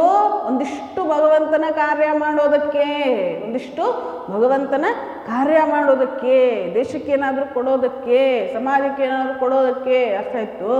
ಅದಕ್ಕೆ ಏನಂತ ಹೇಳಿದ ಪ್ರಹ್ಲಾದ ಹೇಳ್ತಾನೆ, ಅದರಲ್ಲಿ ಬಹು ಮುಖ್ಯವಾದದ್ದು ಏನಪ್ಪ ಅಂತಂದರೆ ಭಾಗವತವನ್ನು ಕೇಳುವಂಥದ್ದು, ಓದುವಂಥದ್ದು. ಆಮೇಲೆ ನಮಗೆ ಏನೇನು ದೊರೆಯುತ್ತದೆಯೋ ಅದೆಲ್ಲವೂ ಕೂಡ ಕೃಷ್ಣಾರ್ಪಣಮಸ್ತು ಅಥವಾ ರಾಮಕೃಷ್ಣಾರ್ಪಣಮಸ್ತು ಅಥವಾ ನಮ್ಮ ಇಷ್ಟ ದೇವರು ಯಾರಿದ್ದಾರೋ ಅವರಿಗೆ ಅರ್ಪಣೆಯನ್ನು ಮಾಡಿಬಿಡುವಂಥದ್ದು. ಅದರಿಂದ ಆತನನ್ನು ಪೂಜಿಸಬೇಕು. ಆತನನ್ನೇನು ಮಾಡಬೇಕು? ಪೂಜಿಸಬೇಕು. ಆತನ ಗುಣಗಳ ಮಹಿಮೆಗಳನ್ನು ಕೊಂಡಾಡಬೇಕು. ನಾವೀಗ ಭಜನೆ ಮಾಡ್ತೇವಲ್ಲ, ಅದು ಯಾಕೆ ಮಾಡ್ತೇವಪ್ಪ ಅಂತಂದರೆ ಭಗವಂತನ ನಾಮಗುಣ ಕೀರ್ತನೆ ಅದು. ಅದನ್ನು ನಾವು ಹೇಳೋದ್ರಿಂದ ಏನಾಗ್ತದೆ? ಭಗವಂತನಿಗೆ ಪ್ರೀತಿ ಆಗ್ತದೆ, ನಮ್ಮ ಮೇಲೆ ಪ್ರೀತಿ ಉಂಟಾಗ್ತದೆ ಒಂದು. ಆಮೇಲೆ ನಮ್ಮ ಮನಸ್ಸು ಶುದ್ಧ ಆಗ್ತದೆ, ಪವಿತ್ರ ಆಗ್ತದೆ. ಒಳ್ಳೆ ವಿಚಾರಗಳನ್ನು ಸ್ವೀಕರಿಸುವಂಥ ಒಂದು ಸಾಧನ ಆಗ್ತದೆ ನಮ್ಮ ಮನಸ್ಸು. ನಮ್ಮ ಮನಸ್ಸು ಯಾವಾಗ ಒಳ್ಳೆಯದನ್ನು ಸ್ವೀಕಾರ ಮಾಡ್ತದೆಯೋ ಆವಾಗ ಏನಾಗ್ತದೆ? ಮಾನಸಿಕ ಶಕ್ತಿ ಬೆಳೀತದೆ. ಹೌದಾ ಇಲ್ವೋ? ನಮ್ಮಲ್ಲಿ ಆನಂದ ಉಂಟಾಗ್ತದೆ, ನಾವು ಖುಷಿಯಿಂದ ಇರ್ತೇವೆ. ಹೌದಾ ಇಲ್ವೋ? ಮುಖ ಸಪ್ಪು ಮಾಡೋದಿಲ್ಲ ಅವಾಗ. ಇಂಗ್ಲೀಷ್ನಲ್ಲೊಂದು ಮಾತಿದೆ, face is the index of mind ಅಂಥೇಳಿ. ಅಂತಂದರೆ ನಮ್ಮ ಮುಖವನ್ನು ನೋಡಿದರೆ ನಮ್ಗೆ ಗೊತ್ತಾಗ್ಬಿಡ್ತದೆ ನಮ್ಮ ಮನಸ್ಸಿನಲ್ಲಿ ಏನು ನಡೆದಿದೆ ಅಂಥೇಳಿ. ಹೌದಾ ಇಲ್ಲೋ? ಯಾವಾಗಲೂ ನಕ್ಕೊಂಡಿದ್ರೆ ಓಹೋ ಆನಂದದಿಂದಿದ್ದಾರಪ್ಪ ಅಂಥೇಳಿ. ಮುಖ ಹಿಂಗಾಗಿಬಿಟ್ರೆ ಮನಸ್ಸಿನಲ್ಲಿ ಏನೋ ನಡೀತಾ ಇದೆ, ಗೊಂದಲ ನಡೀತಾ ಇದೆ ಅಂಥೇಳಿ ಅನ್ನಿಸ್ತದೆ. ಹೌದಾ ಇಲ್ವೋ? ಅದಕ್ಕೇನಪ್ಪ ಅಂತಂದರೆ ಆ ಮುಖ ನೋಡಿಬಿಟ್ರೆ ಎಲ್ಲ ಗೊತ್ತಾಗ್ಬಿಡ್ತದೆ. ಅದಕ್ಕೆ ಹೇಳ್ತಾರೆ face is the index of mind ಅಂಥೇಳಿ. ಹೌದು, ಅವನನ್ನು ಪೂಜಿಸಿದರೆ, ಅವನ ನಾಮಗುಣಗಳನ್ನು ಹೇಳಿದರೆ, ಭಜನೆ ಮಾಡಿದರೆ, ಸುಮ್ಮನೆ ಭಜನೆ ಮಾಡೋದಲ್ಲ. ಭಜನೆ ಮಾಡಿದರೆ ನಮಗೆ ಜೋಗಳ ಹಾಡೋಂಗೆ ನಿದ್ದೆ ಬರಬಾರ್ದು. ಏನಂತಂದ್ರೆ ಜೋರಾಗಿ ಆಹಾ ಎಷ್ಟು ಅದ್ಭುತವಾಗಿದೆ ಭಗವಂತನ ಒಂದು ನಾಮ, ಭಗವಂತನ ಗುಣಕೀರ್ತನೆ, ಗುಣನಾಮ ಸಂಕೀರ್ತನೆ, ಅಭಾವ ಎಷ್ಟು ಅಂದವಾಗಿದೆ. ದೇವ ಬಂದ ನಮ್ಮ ಸ್ವಾಮಿ ಬಂದಾನೋ, ದೇವರ ದೇವ ಶಿರೋಮಣಿ ಬಂದನೋ, ಎಷ್ಟು ಅದ್ಭುತವಾದ ಹಾಡೋದು. ಅದಕ್ಕೆ ಭಜನೆ ಹೇಳುವಾಗ ಕಣ್ಣು ಮುಚ್ಕೊಂಡು ಹೇಳಬೇಕು. ಅದು ಕಣ್ಣು ಮುಚ್ಕೊಂಡು ನೋಡೋದು ಹೆಂಗೆ ರೀ ಅಂತಂದರೆ ಸ್ವಲ್ಪ ಕಣ್ಣು ಮುಚ್ಚೋದು, ಸ್ವಲ್ಪ ನೋಡೋದು ಮಾಡ್ಕೊತಿರ್ಬೇಕು. ನಿದ್ದೆ ಬರಬಾರ್ದು. ಭಜನೆ ಮಾಡುವಾಗ ನಿದ್ದೆ ಬಂತು ಅಂತಂದ್ರೆ ಮನಸ್ಸು ಸರಿ ಇಲ್ಲ ಅಂಥೇಳಿ. ಅರ್ಥ ಆಯಿತು? ಜಗಳ ಹಾಡ್ದಂಗೆ ಆಗಬಾರ್ದು ನಮಗೆ. ಆಮೇಲೆ ಏನು ಮಾಡಬೇಕು? ಆತನನ್ನು ಪೂಜಿಸಬೇಕು, ಆತನ ಗುಣ ಮಹಿಮೆಗಳನ್ನು ಕೊಂಡಾಡಬೇಕು. ಆಮೇಲೆ ಏನು ಮಾಡಬೇಕು ಅಂತಂದರೆ ಆತನ ಕಥೆಯನ್ನು ಮನಸ್ಸಿಟ್ಟು ಕೇಳಬೇಕು. ನಮ್ಮ ದೇಹ ಬಿದ್ದಿರ್ತದೆ, ನಾವೆಲ್ಲೋ ಹೋಗಿರ್ತೇವೆ ಅಲ್ಲ, ಹೌದೋ ಇಲ್ಲೋ? ಮನಸ್ಸು ಎಲ್ಲೋ ಹೋಗ್ಬಿಟ್ಟಿರ್ತದೆ. ಹೌದೋ ಇಲ್ಲೋ? ಹಂಗಾಗಬಾರ್ದು. ಅದು ಏನು ಮಾಡಬೇಕು? ಎರಡೂ ಕಾಯ ವಾಚ ಮನಸ್ಸ. ಕಾಯ ಅಂತಂದರೆ ಮನಸ್ಸು, ದೇಹ. ವಾಚ ಅಂತಂದರೆ ಏನು ಹೇಳ್ತಾರೆ? ಮಾತು. ಕಾಯ ವಾಚ ಮನಸ್ಸು ಎಲ್ಲ ಇಲ್ಲೇ ಇರಬೇಕು. ಅರ್ಥ ಆಯಿತು? ಮನಸ್ಸೆಲ್ಲೋ ಒಂದು ಕಡೆ ಹೋಗ್ಬಿಡೋದು, ನಾವು ಒಂದು ಕಡೆ ಈ ದೇಹ ಬಿದ್ದಿರೋದು. ಹೌದು, ಹಂಗಾಗಬಾರ್ದು. ಅದಕ್ಕೇನು ಮಾಡಬೇಕು? ಅವನ ಕಥೆಯನ್ನು ಏನು ಮಾಡಬೇಕು? ಮನಸ್ಸಿಟ್ಟು ಕೇಳಬೇಕು. ಆಮೇಲೆ ಆತನ ಮೂರ್ತಿಯನ್ನು ಧ್ಯಾನ ಮಾಡಬೇಕು. ಕಣ್ಣು ಮುಚ್ಚಿದೆ ಧ್ಯಾನ ಮಾಡಿರಿ ಅಂತ ಹೇಳಿದ್ವಿ ಅಂತ ಇಟ್ಕೊಳ್ರಿ. ನೆಟ್ಟಗೆ ಕೂಡಬೇಕು. ಹೌದು, ಕಣ್ಣು ಮುಚ್ಕೊಂಡು ಕೂಡ್ರಿ ಅಂತ ಹೇಳಿದ್ವಿ. ಅವಾಗೇನು ಬರ್ತದಪ್ಪ ಕಣ್ಣೆದುರುಗಡೆ? ಬೇಡಾದದ್ದೇ ಬರ್ತದೆ. ಹೌದೋ ಇಲ್ವೋ? ನಾವು ಏನೇನು ಮಾಡಿರ್ತೇವೆ ಬೆಳಿಗ್ಗೆಯಿಂದ ಅದು ಕಣ್ಣು ಮುಂದೆ ಬರ್ತದೆ. ಹಂಗಾಗಬಾರ್ದು. ನಾವು ಕಣ್ಣು ಮುಚ್ಚಿದ ತಕ್ಷಣ ಏನು ಬರಬೇಕು? ಕಣ್ಣೆದುರುಗಡೆ ಅಥವಾ ಮನಸ್ಸಿನಲ್ಲಿ ನಮ್ಮ ಇಷ್ಟ ದೇವರ ಮೂರ್ತಿ ಅಥವಾ ಫೋಟೋ ಬರಬೇಕು. ಇಷ್ಟ ದೇವರ ಒಂದು ಮುಖಚರ್ಯೆ ಅಥವಾ ಇಷ್ಟ ದೇವರ ಒಂದು ಅಪೂರ್ಣ ಮೂರ್ತಿ ನಮ್ಮ ಮನಸ್ಸಿನಲ್ಲಿ ಮೂಡಬೇಕು ಅಲ್ಲ? ಹಂಗಿರಬೇಕಾಗ್ತದೆ ಮನಸ್ಸಿನ ಸ್ಥಿತಿ ಅಲ್ಲ. ಮುಂದೆ ಹೇಳ್ತಾರೆ, ಆತನೇ ಎಲ್ಲ ಪ್ರಾಣಿಗಳಲ್ಲಿಯೂ ನೆಲೆಸಿರುವನೆಂದು ಅರಿತು ಎಲ್ಲರನ್ನೂ ಪ್ರೀತಿಸಬೇಕು, ಗೌರವಿಸಬೇಕು. ಏನಪ್ಪ? ಭಗವಂತ ಇಲ್ಲಿದ್ದಾನೆ, ಇಲ್ಲಿಲ್ಲ ಅಂತಿಲ್ಲ. ಪ್ರತಿಯೊಂದು ಜೀವಿಯಲ್ಲಿಯೂ ಇದ್ದಾನೆ. ಇಷ್ಟು ಒಂದು ಸಣ್ಣ ಹುಳುವಿನಿಂದ ಹಿಡಿದು ಎಲ್ಲ ಜೀವಿಗಳಲ್ಲಿಯೂ ಭಗವಂತ ಇದ್ದಾನೆ. ಹೌದಲ್ಲ? ಎಲ್ಲರನ್ನೂ ಪ್ರೀತಿಸಬೇಕು, ಎಲ್ಲರನ್ನೂ ಗೌರವಿಸಬೇಕು. ಇನ್ನೊಬ್ಬರನ್ನ ನೋಡಿ ನಗಬಾರ್ದು, ಇನ್ನೊಬ್ಬರಿಗೆ ಹೀಯಾಳಿಸಬಾರ್ದು. ಅರ್ಥ ಆಯ್ತು? ಯಾಕೆ ಹೀಯಾಳಿಸ್ಬಾರ್ದು? ನಾವು ಇನ್ನೊಬ್ಬರನ್ನ ನೋಡಿ ನಕ್ವಿ, ಇನ್ನೊಬ್ಬರನ್ನ ನೋಡಿ ಹೀಯಾಳಿಸಿದ್ವಿ ಅಂತಂದರೆ ನಾವು ಭಗವಂತನನ್ನು ನೋಡಿ ನಕ್ಕಂಗೆ.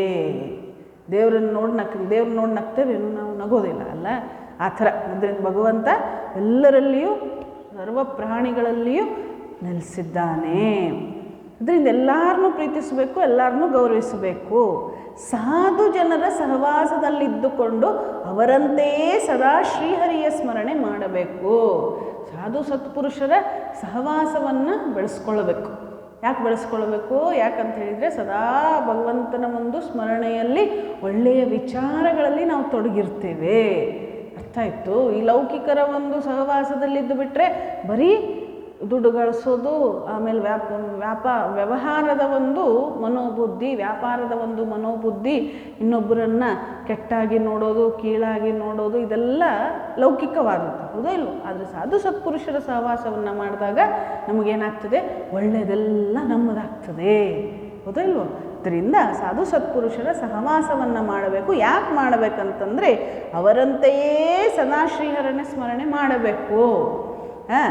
ಇದರಿಂದ ಮನಸ್ಸಿಗೆ ಸಂತೋಷವಾಗುತ್ತದೆ. ನಾನು ಹೇಳಿದ್ನಲ್ಲ, ಸದಾ ಶ್ರೀಹರಿಯ ಸ್ಮರಣೆ ಮಾಡೋದ್ರಿಂದ ಏನಾಗ್ತದೆ? ಮನಸ್ಸಿಗೆ ಸಂತೋಷವಾಗ್ತದೆ. ಭಜನೆ ಮಾಡಿದರೆ ಖುಷಿ ಆಗ್ತದೆ ಇಲ್ವೋ? ಖುಷಿ ಆಗ್ತದೆಯಾ? ಹೌದು. ಅದರಿಂದ ಏನು ಮಾಡಬೇಕು? ಮೇಲಿಂದ ಮೇಲೆ ದಿನ ಭಜನೆ ಮಾಡಬೇಕು. ಒಂದು ಅರ್ಧ ಗಂಟೆ ಆದರೂ ಬಂದು ಕೂತ್ಕೊಂಡು ಭಜನೆ ಮಾಡಬೇಕು. ಅವಾಗ ಏನಾಗ್ತದೆ? ಮನಸ್ಸಿಗೆ ಸಂತೋಷ ಉಂಟಾಗ್ತದೆ. ಹೌದಾ ಇಲ್ವೋ?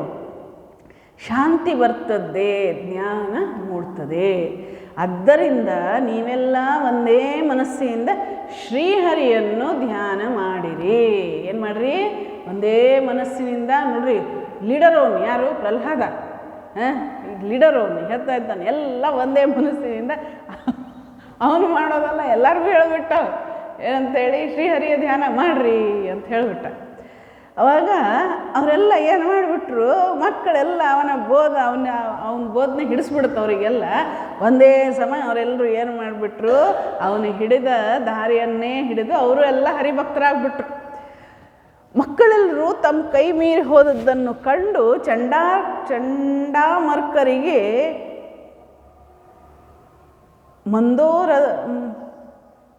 ಮುಂದೋರದಂತಾಯಿತು. ಮುಂದೆ ಏನು ಮಾಡಬೇಕು ಗೊತ್ತಾಗಲಿಲ್ಲ. ಅವರು ಹಿರಣ್ಯಕಶಿಪುವಿನ ಬಳಿಗೆ ಹೋಗಿ ನಡೆದುದನ್ನೆಲ್ಲ ನಿವೇದಿಸಿದರು. ಹಿರಣ್ಯಕಶಿಪು ಎಂಥ ವರ ಕೇಳಿದನಂತ ಹೇಳಿ ಅವನು ಬಹಳ ಇದು ಮಾಡ್ತಾಯಿದ್ದ. ಏನು, ನನ್ನಂಥವ್ರು ಯಾರಿಲ್ಲ ಈ ಜಗತ್ತಿನಲ್ಲಿ, ನನ್ನ ಯಾರು ಕೊಲ್ಲೋದಕ್ಕೂ ಸಾಧ್ಯ ಇಲ್ಲ, ದಾನವರಿಂದೂ ಇಲ್ಲ, ದೈತ್ಯರಿಂದಲೂ ಇಲ್ಲ. ಏನು ವರ ಅದು! ಎಷ್ಟು ಯೋಚನೆ ಮಾಡಿ ಕೇಳಿದನು ಅವನು. ಅದಕ್ಕೆ ಅವನು ಅಂದ್ಕೊಳ್ತಾನೆ, ನನ್ನಂಥವ್ರು ಯಾರು ಇಲ್ಲಿ. ಏನಾಗ್ಬಿಟ್ರು? ಆ ಮಕ್ಕಳೆಲ್ಲ ಹರಿಭಕ್ತರಾಗ್ಬಿಟ್ರು. ಗುರುಕುಲದಲ್ಲಿ ಯಾರ್ಯಾರಿದ್ರು ಎಲ್ಲ ಹರಿಭಕ್ತರಾಗ್ಬಿಟ್ರು. ಇವ್ರಿಗೆ ಗುರುಗಳಿಗೆ ಏನಾಗ್ಬಿಡ್ತು? ಈಗ ಏನು ಮಾಡೋದಪ್ಪ ಅಂತ ಗೊತ್ತಾಗಲಿಲ್ಲ. ಕಡೆ ಹಿರಣ್ಯಕಶಿಪುವಿನ ಕಡೆ ಹೋಗಿ ಹೇಳಿದರು ಇದನ್ನೆಲ್ಲ. ಅದನ್ನು ಕೇಳಿ ಆತನ ಕೋಪಕ್ಕೆ ಎಲ್ಲೇ ಇಲ್ಲದಂತಾಯಿತು. ಸಿಟ್ಟು ಬಂದು ಬಿಡ್ತು ಹಿರಣ್ಯಕಶಿಪುವಿಗೆ. ಅವನು ಪ್ರಹ್ಲಾದನನ್ನು ಹಿಡತರಿಸಿ, ಎಲೆ ನೀಚನಾದ ಮನೆಹಾಳ, ನಿನ್ನನ್ನು ಕಡಿದು ತುಂಡು ತುಂಡು ಮಾಡಿದರೂ ನನ್ನ ಕೋಪ ಆರದು. ಪಾಪ ಚಿಕ್ಕ ಮಗು ಪ್ರಹ್ಲಾದ. ಹೌದು. ಹಿರಣ್ಯಕಶಿಪು ಹೇಳ್ತಾ ಇದ್ದಾನೆ, ನಿನ್ನನ್ನು ತುಂಡು ತುಂಡು ಮಾಡಿದರೂ ನನಗೆ ಸಮಾಧಾನ ಇಲ್ಲ, ಮನೆಹಾಳ ನೀನು ಅಂಥೇಳಿ ಬೈತಾ ಇದ್ದಾನೆ. ಅವಾಗ ನನ್ನ ಅಪ್ಪಣೆಯನ್ನು ಮೀರುವಷ್ಟು ಧೈರ್ಯ ನಿನಗೆ ಹೇಗೆ ಬಂದಿತ್ತು? ಯಾರೋ ನಿನಗೆ ಈ ನೀಚ ಬುದ್ಧಿಯನ್ನು ಹೇಳಿಕೊಟ್ಟವರು, ಯಾರು ಹೇಳೋರು? ನೀ ನೀಚ ಬುದ್ಧಿಯನ್ನು ಹೇಳಿಕೊಟ್ಟವರು ಮನೇಲಿ ಬೈತಿರ್ತಾರೆ ನೋಡಿ, ತಪ್ಪು ಮಾಡಿದ್ರು. ಯಾರು ಹೇಳ್ತೀಯೋ ಇಲ್ಲೋ ಅಂತಾರೆ ಎಲ್ಲ. ಹಂಗೆ ಹೇಳಿದ ಹಿರಣ್ಯಕಶಿಪು. ಯಾರು ಹೇಳಿದಾರೆ ಹೇಳಂತ ಹೇಳಿ ಗುಡುಗಿದ. ಅವನ ಆರ್ಭಟಕ್ಕೆ ನೆಲ ನಡುಗಿದರು, ಪ್ರಹ್ಲಾದ ಮಾತ್ರ ನಡುಗಲಿಲ್ಲ. ಜೋರಾಗಿ ಕೇಳಿದ ಹಿರಣ್ಯಕಶಿಪು, ಹೇಳ್ತೀಯೋ ಇಲ್ವೋ? ನಿನಗೆ ಯಾರು ಹೇಳಿದ್ದಾರೆ ಅಂತ ಹೇಳಿ. ಅವಾಗ ನೆಲ ನಡುಕ್ತಂತ ಹಿರಣ್ಯಕಶಿಪುವಿನ ಒಂದು ಧ್ವನಿಗೆ. ನೆಲ ನಡುಕ್ತು, ಆದರೆ ಪ್ರಹ್ಲಾದ ಮಾತ್ರ ನಡಗಲಿಲ್ಲ. ಯಾಕಂತ ಹೇಳಿದರೆ ಭಕ್ತಿ ದೃಢವಾಗಿತ್ತು, ಶ್ರದ್ಧೆ ದೃಢವಾಗಿತ್ತು ಪ್ರಹ್ಲಾದನಲ್ಲಿ. ಆಮೇಲೆ ಅವನಂತಾನೆ, ಅಪ್ಪ ಶಾಂತವಾಗಿ ಉತ್ತರ ಕೊಟ್ಟ ಪ್ರಹ್ಲಾದ ಮಾತ್ರ. ಏನಂತೇಳಿ? ಅಪ್ಪ, ನನ್ನ ಧೈರ್ಯಕ್ಕೆ ಮೂಲ ಶ್ರೀಹರಿ. ನನ್ನ ಧೈರ್ಯಕ್ಕೆ ಮೂಲ ಯಾರು ಗೊತ್ತೇನೋ? ನಾನೇನು ನಡುಗು ಪೈಕಿ ಅಲ್ಲ. ಯಾಕಂತ ಹೇಳಿದರೆ ನನ್ನ ಒಳಗಡೆ ಯಾರಿದ್ದಾರೆ? ಶ್ರೀಹರಿ ಇದ್ದಾನೆ. ನನಗೆ ಧೈರ್ಯ ಯಾರ್ದಪ್ಪ? ಶ್ರೀಹರಿ ಧೈರ್ಯ ನನಗೆ. ನನ್ನ ಧೈರ್ಯಕ್ಕೆ ಮೂಲ ಯಾರು? ಶ್ರೀಹರಿ ಅಂತ ಹೇಳಿದ ಅವನು.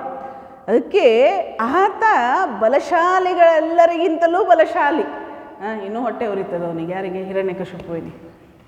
ಅವನು ಹೇಳಿದ, ಧೈರ್ಯಕ್ಕೆ ಮೂಲ ಯಾರು? ಶ್ರೀಹರಿ. 5 ವರ್ಷದ ಬಾಲಕ ಪ್ರಹ್ಲಾದ. ಎಷ್ಟು ದಿಟ್ಟತನದಿಂದ ಉತ್ತರ. ಅದಕ್ಕೆ ಶ್ರೀರಾಮಕೃಷ್ಣರು ಹೇಳ್ತಾರೆ, ಭಕ್ತಿಗೆ ಉದಾಹರಣೆ ಅಂತಂದರೆ ಪ್ರಹ್ಲಾದ ಅಂತ ಹೇಳಿ. ಆ ವಯಸ್ಸಿನಲ್ಲಿ ಆ ಮಗು ಆ ಥರ ಉತ್ತರ ಕೊಡ್ತದೆ ಅಂತಂದರೆ ನಾವು ಒಂದು ಯೋಚನೆ ಮಾಡಬೇಕು, ನಮ್ಮ ಭಾರತದ ಮಣ್ಣು ಯಾವ ಥರ ಅಂಥೇಳಿ. ನಮ್ಮ ಭಾರತದ ಒಂದು ಭಕ್ತಿಯ ಒಂದು ಪರಂಪರೆ ಎಷ್ಟು ಅದ್ಭುತವಾದದ್ದು ಅಂಥೇಳಿ. ಅವನು ಹೇಳ್ತಾನೆ ಏನಂತಂದರೆ ನನ್ನ ಶ್ರೀಹರಿ, ನನ್ನ ಧೈರ್ಯಕ್ಕೆ ಮೂಲ ಶ್ರೀಹರಿ, ಆತ ಬಲಶಾಲಿಗಳೆಲ್ಲರಿಗಿಂತಲೂ ಬಲಶಾಲಿ ಅಂತಂದ್ರೆ ನಿನ್ನನ್ನು ಮೀರಿಸಿಬಿಡ್ತಾನವನು ಅಂತ ಹೇಳಿ. ಆಮೇಲೆ ಸಾಮಾನ್ಯರಾದ ನಾನು ನೀನು ಹಾಗಿರಲಿ. ಅಖಂಡ ಬ್ರಹ್ಮಾಂಡವೇ ಸಾಕ್ಷಾತ್ ಬ್ರಹ್ಮದೇವನೂ ಕೂಡ ಆತನ ಬಲಕ್ಕೆ ತಲೆಬಾಗುತ್ತದೆ. ಬ್ರಹ್ಮನ ಶಕ್ತಿಯೂ ಕೂಡ ತಲೆಬಾಗ್ತದೆ. ನಾನು ನೀನು ಇರಲಿ, ಸಾಮಾನ್ಯರು ನಾವೆಲ್ಲ. ಹೌದು, ಯಾರ ಮುಂದೆ ಹೇಳ್ತಾ ಇದ್ದಾನೆ? ಹಿರಣ್ಯಕಶಿಪುವಿನ ಮುಂದೆ ಪ್ರಹ್ಲಾದ ಉತ್ತರ ಕೊಡ್ತಾ ಇದ್ದಾನೆ, ಪುಟ್ಟ ಬಾಲಕ ಉತ್ತರ ಕೊಡ್ತಾ ಇದ್ದ. ಆ ಸಂದರ್ಭವನ್ನು ನಾವು ಸ್ವಲ್ಪ ಅದನ್ನ ಭಾವಿಸ್ಕೊಳ್ಬೇಕು. ಹೌದು, ಅವನಂತಾನೆ ನಾನು ನೀನು ಹಾಗಿರಲಿ, ನಾವೇನು ಲೆಕ್ಕಕ್ಕಿಲ್ಲ ಅವನಿಗೆ. ಸಾಕ್ಷಾತ್ ಅಖಂಡ ಬ್ರಹ್ಮಾಂಡವೇ ಸಾಕ್ಷಾತ್ ಬ್ರಹ್ಮದೇವನೂ ಕೂಡ ಆತನ ಬಲಕ್ಕೆ ತಲೆಬಾಗ್ತಾನೆ. ಹೌದು, ಆತ ಲೋಕೇಶ್ವರ. ಆತನ ಮೇಲೆ ನೀನು ಕತ್ತಿ ಕಟ್ಟುವುದು ಯಾವ ಜಾಣತನ? ಇನ್ನು ಸುಮ್ಮನೆ ನಿನಗೇನೋ ಹುಚ್ಚಿಡ್ದಿದೆ, ಅದನ್ನೆಲ್ಲ ಮಾಡೋದಕ್ಕೆ ಹೋಗ್ಬೇಡ. ಅವನು ಏನೋ ಸರ್ವತ್ರ ಸರ್ವವ್ಯಾಪಿ. ಆ ಬ್ರಹ್ಮನ ಶಕ್ತಿಯೇ ಏನು ಅಂತಂದರೆ ಅವನ ಮುಂದೆ ಬಾಗಿಬಿಡುತ್ತದೆ. ಇನ್ನು ನಾನು ನೀನು ಏನು ಅವನಿಗೆ ಕತ್ತಿ ಕಟ್ತಿ ಏನು ನಿನಗೆ ತಲೆಗಿಲ್ಲ ಇದೇನು ಅಂತಂದವನು. ಅದಕ್ಕೆ ಅಪ್ಪ, ನಿನಗೆ ಶ್ರೀಹರಿ ಶತ್ರುವಲ್ಲ, ನಿನ್ನ ಮನಸ್ಸೇ ನಿನಗೆ ಶತ್ರು. ಎಷ್ಟು ಅದ್ಭುತವಾದ ಮಾತು ನೋಡ್ರಿ. ಹೇಳ್ತಾನೆ, ಶ್ರೀಹರಿ ನಿನಗೆ ಶತ್ರು ಅಲ್ಲ, ಆದರೆ ನಿನ್ನ ಮನಸ್ಸು ಒಪ್ಪಿಕೊಳ್ಳೋದಕ್ಕೆ ತಯಾರಿಲ್ಲ. ಹೌದು, ಶ್ರೀಹರಿಯ ಒಂದು ಮಹಾತ್ಮೆ ಅದ್ಭುತವಾದದ್ದೇ ಸರಿ. ಶ್ರೀಹರಿ ಯಾರಿಗೂ ಕೂಡ ಶತ್ರು ಆಗೋದಕ್ಕೆ ಸಾಧ್ಯ ಇಲ್ಲ. ಯಾಕಂತ ಹೇಳಿದರೆ 3 ಲೋಕಕ್ಕೂ ಕೂಡ ತಾಯಿನೂ ಅವನೇ, ತಂದೆನೂ ಅವನೇ. ಹೌದು, ಆದರೆ ನಿನ್ನ ಮನಸ್ಸು ಅವನ ಒಂದು ಮಹಾತ್ಮ್ಯವನ್ನು ಒಪ್ಪಿಕೊಳ್ಳೋದಕ್ಕೆ ಅದು ತಯಾರಿಲ್ಲ. ಆದ್ದರಿಂದ ಅದೇ ಶತ್ರುವಾಗಿದೆ ನಿನಗೆ. ನಿನ್ನ ಮನಸ್ಸನ್ನು ಶ್ರೀಹರಿ ಭಕ್ತಿಯಲ್ಲಿ ನೆಲೆಸುವಂತೆ ಮಾಡು. ಏನು ಮಾಡು? ನಿನ್ನ ಮನಸ್ಸನ್ನು ಶ್ರೀಹರಿಯ ಭಕ್ತಿಯಲ್ಲಿ ನೆಲೆಸುವಂತೆ ಮಾಡಿಬಿಡು. ಅದನ್ನ ಸಂಪೂರ್ಣ ಅವನಿಗೆ ಶರಣಾಗತಿಯನ್ನು ಹೊಂದಿಬಿಡು ಅಂತಂದ. ಮಗನ ನುಡಿಗಳನ್ನು ಕೇಳಿ ಹಿರಣ್ಯಕಶಿಪು ಏನು ಮಾಡಿದ? ಕಿಡಿಕಿಡಿ ಆಗೋಗ್ಬಿಟ್ಟ. ಇವನು ಶ್ರೀಹರಿ ಹೆಸರನ್ನು ತಗೊಂಡ್ರೆ ಅವನು ಕಿಡಿಕಿಡಿ ಆದ. ಇನ್ನು ನೀನೇ ಅವನಿಗೆ ಶರಣಾಗ್ಬಿಡು ಅಂತಂದ್ರೆ ಕೇಳ್ಯಾನೇನು? ಅವನ ಹೆಸರು ಕೇಳಿದರೆ ಆಗೋದಿಲ್ಲ. ಶ್ರೀಹರಿ ಹೆಸರು ಕೇಳಿದರೆ ಇವನು ಕಿಡಿಕಿಡಿ ಆಗ್ಬಿಟ್ಟ. ಎಲ್ಲ ನಿರ್ಭಾಗ್ಯ, ನೀನು ಸಾಯಬೇಕೆಂದೇ ಬಯಸುತ್ತಿರುವೆ. ಕೆಡುಗಾಲಕ್ಕೆ ನಿನಗೆ ಈ ದುರ್ಬುದ್ಧಿ ಹುಟ್ಟಿದೆ. ಅಲ್ಲವೋ ಪಾಪಿ, ಲೋಕೇಶ್ವರ ಎಂಬ ಹೆಸರು ನನಗಲ್ಲದೆ ಬೇರೊಬ್ಬನಿಗೆ ಹೇಗೆ ಸಲ್ಲುತ್ತದೆಯೋ? ನೋಡ್ರಿ, ಅಹಂಕಾರ ಮಾತನಾಡಿಸ್ತದೆ, ಮನಸ್ಸು ಹೇಳ್ತದೆ ಎಲ್ಲ ನಾನೇ ಮಾಡೋದಪ್ಪ. ರಾವಣ, ಕಂಸ, ಇನ್ನು ಎಷ್ಟು ಜನ ಬೇಕು? ನಾನು ನಾನು ನಾನು ನಾನು ನಾವು ಅಂದ್ಕೊಳ್ತೇವೆ. ಆ ದೇವರು ಏನು ತಾನು ಮಾಡ್ತಾನೆ, ಏನು ತಾನೇ ಸಾಧ್ಯ ಇದೆ ದೇವ್ರ ಕಡೆ? ಎಲ್ಲ ಮಾಡಿದ್ದು ನಾನೇ ಅಂಥೇಳಿ. ಆದರೆ ನಮ್ಮ ಶಾಸ್ತ್ರಗಳು ಹೇಳ್ತದೆ, ಒಂದು ಹುಲ್ಲು ಕಡ್ಡಿ ಕೂಡ ಅಲಗಾಡೋದಕ್ಕೆ ಸಾಧ್ಯ ಇಲ್ಲ ಭಗವಂತನ ಇಚ್ಛೆ ಇಲ್ಲದೆ. ಇನ್ನು ನಾನೇನು ಮಾಡೋದಕ್ಕೆ ಸಾಧ್ಯ ಇದೆ? ಹೌದಾ ಇಲ್ವೋ? ಹುಲ್ಲು ಕಡ್ಡಿ ಅಲಗಾಡೋದಕ್ಕೆ ಸಾಧ್ಯ ಇಲ್ಲ. ಇನ್ನು ಈ ಕೈಕಾಲು ಅಲಗಾಡೋದಕ್ಕೆ ಸಾಧ್ಯ ಇದೆ ಏನೋ? ಅದಕ್ಕೆ ಇವನು ಹೇಳಿದ ಹಿರಣ್ಯಕಶಿಪು, ಸರ್ವೇಶ್ವರ ನಾನೇ, ನನ್ನನ್ನು ಬಿಟ್ಟು ಸರ್ವೇಶ್ವರ ಯಾರಿದ್ದಾನೆ ಅಂತ ಕೇಳ್ತಾನವನು. ಅಂಥೇಳಿ ಹೇಳ್ತಾನೆ. ಆ ಒಂದು ಬಿರುದ್ದು, ಲೋಕೇಶ್ವರ ಎಂಬ ಹೆಸರು ನನಗಲ್ಲದೆ ಬೇರೊಬ್ಬನಿಗೆ ಹೇಗೆ ಸಲ್ಲುತ್ತದೆಯೋ ಅಂತ ಕೇಳಿದ. ನಾನಲ್ಲದೆ ಆ ನಿನ್ನ ಲೋಕೇಶ್ವರ ಎಲ್ಲಿದ್ದಾನೆಯೋ, ನಾನಲ್ಲದೆ ಎಲ್ಲಿದ್ದಾನೆ ಕರಿಯವನನ್ನು ಅಂತ ಹೇಳಿದ ಎಂದ.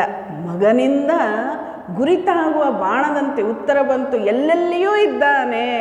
ಆ ಪುಟ್ಟ ಬಾಲಕ ನೋಡ್ರಿ ಹೆಂಗಿರ್ಬೇಕು ಅವನು. ಅಲ್ಲ, ಅವನ ಒಂದು ಆ ವ್ಯಕ್ತಿತ್ವವನ್ನು ನೆನೆಸ್ಕೊಂಡ್ರೆ ಖುಷಿ ಆಗ್ತದೆ.